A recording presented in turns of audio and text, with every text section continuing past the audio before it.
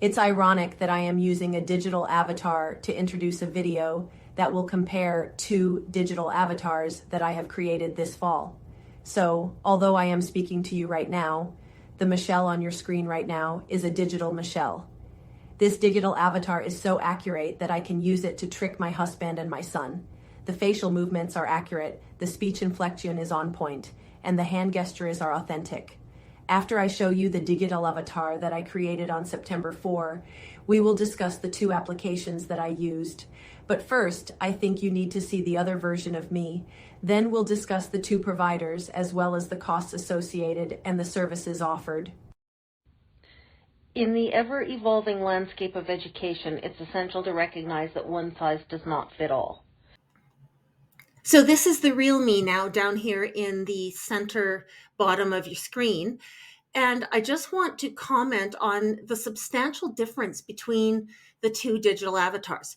The one that I opened this video with was filmed and created today, whereas the one on this screen was filmed or created on the 4th of September. And there's a pretty substantial difference between these two digital avatars. And so now you see them side by side. And you can see that there's a significant difference in the quality between the two digital avatars. And I know I mentioned even twice in the printed word there, that extra left hand is a little bit crazy making in the first one. Now I know that there's some gaps right now in what AI can do with image generation. And that's certainly one I've seen many times as I've tried to generate images based off text. So I reached out to the company because I was only allowed to generate that video one time. And so I reached out to them saying that third hand is kind of a problem. And I'm going to show you the email that I got back. And then I'm going to be very specific about which application I used for which digital avatar. Because even though they're only about 3 months difference in the dates they were generated on, there's significant difference in the two different avatars. And that's not saying that the one that you see on the right side of your screen was not available in September. I'm certain that it was. I just wasn't aware of it at that time. So this is a big undertaking to start looking at some of these different pieces of AI, but it's sure interesting, isn't it? I am not going to get into the name of the company that generated the three-handed version of me. I'm not in the business of bad-mouthing companies in this new industry. What I will do is discuss where I got the good video avatar. HeyGen is the name of the application that created this digital representation of me. The best part is that it was really easy to do. I set my phone up on a tripod in a well-lit environment. The instructions were that I needed to face the camera directly and speak normally, ensuring a pause at the end of each sentence.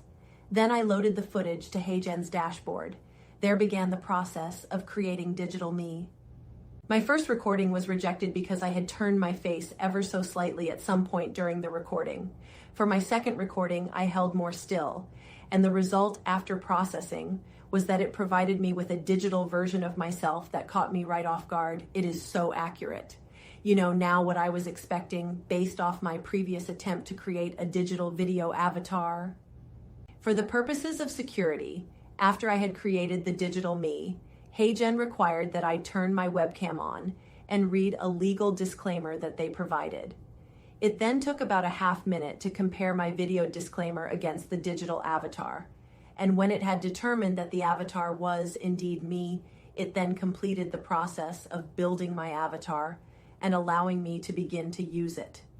So, if you're interested in having a digital avatar, a talking head that looks, sounds, and gestures like the real you can scan the QR code to my right, or you can visit the website, heygen.iniverse.ca.